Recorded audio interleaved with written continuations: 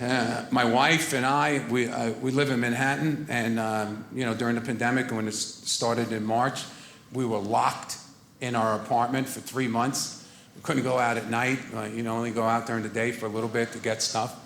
And it's unusual because I've been married 10 years, and I never spent this kind of time with my wife. I spent quality time, but never quantity time. You know what I mean? It's a totally different ball game. You know what I mean? So I'm sitting there, and my wife's the only person there, and I'm actually starting to listen to her. My ears started to work. You know what I mean? And I'm like finding out, after 10 years, I'm finding out things about my wife that I never knew. I'm like, I never knew my wife didn't have a middle name. Right? She goes, I can't believe you didn't know that. I said, I didn't even know you were blind in one eye. I was shocked. So crazy. Everything's crazy. I mean, you can't picture any of this happening, right? It's nuts, right? Just imagine it's the year 2015. All right, let's go back. It's 2015, and you're on a job interview, and you're acing the interview. And it goes down to the last question. And he goes, Mr. So-and-so, where do you see yourself in 5 years?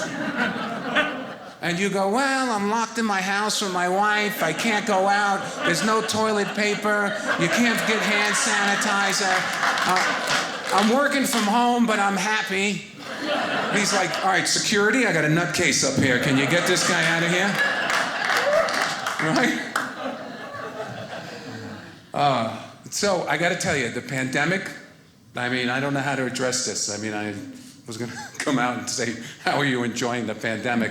But that's kind of upside down. Everything's upside down with the pandemic. I never thought that you would go into a bank with mask and gloves and make a deposit. Right? And it's like so counterintuitive. I went in with a mask and gloves, and the woman gave me money. I'm like, please, don't call the cops. I'm not going to do anything.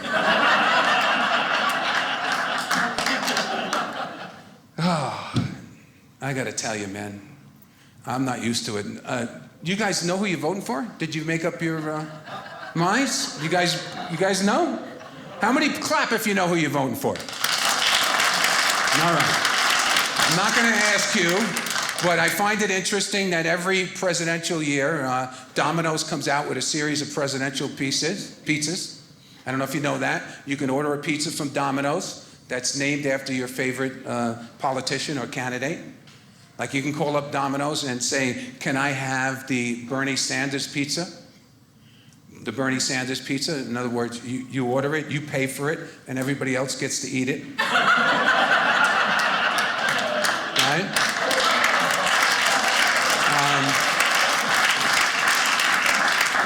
You can order the Joe Biden pizza. You order it and it goes to somebody else's address. Or you can order the Donald Trump pizza. It's big, it's huge, it's unbelievable. We're gonna make pizza great again. It's a taco. So, you can get it. I don't know, I just find the election so interesting. I have 3 nieces that are voting for the first time. And they're really woke, politically correct, very hypersensitive kids, just like, what everybody's dealing with. And I have to watch myself. They want to know everything. Oh, Uncle Johnny, who you voting for? I'm like, I don't really want to talk about it. No? What? I said, look, kids, I'm not a Democrat. I'm not a Republican.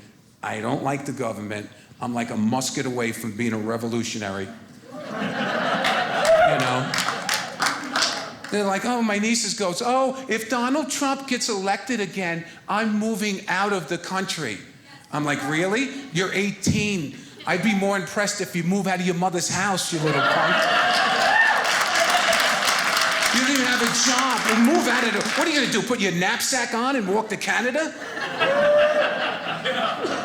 These kids are crazy. I can't believe it. They're amazing, and they want to know everything. Oh, Uncle Johnny, what do you think about climate change? I said, I don't know. I'm not a big fan. I don't know much about it. Oh, you don't have an opinion on climate change? Yes, I got an opinion. I'm concerned about the oceans. What are you concerned about the oceans? I said, I don't know. The other day I went fishing and I caught a tuna and it was in the can.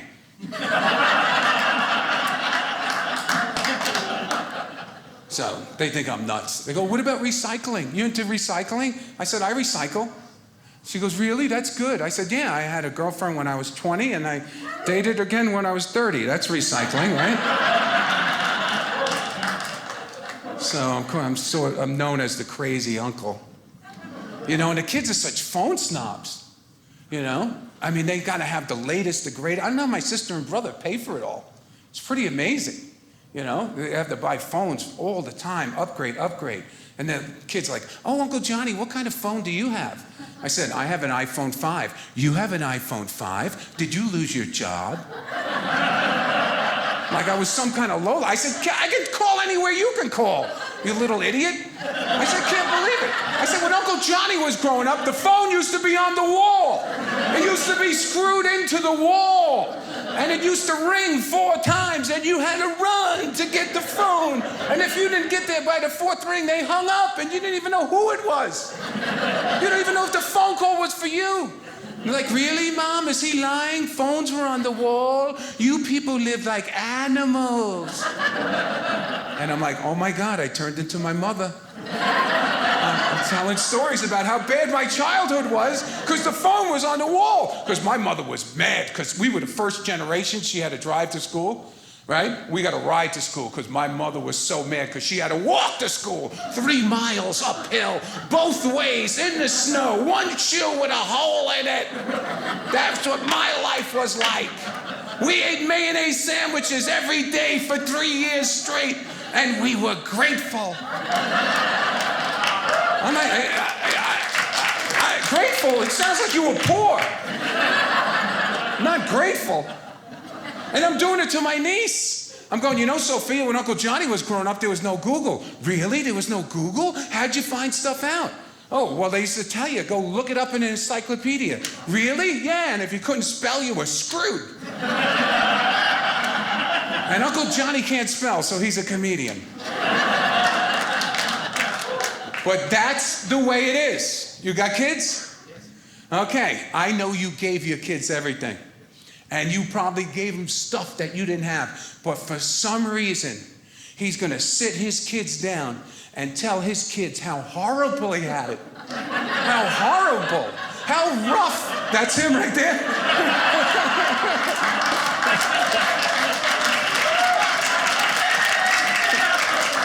I couldn't have planned that. He's going to tell his kids, you have no idea what it was like when I grew up. I grew up in a pandemic. I couldn't go out of the house. I had to wear a mask. That's why I work at McDonald's. I was homeschooled by your grandmother. I can't stand the smell of Pinot Grigio.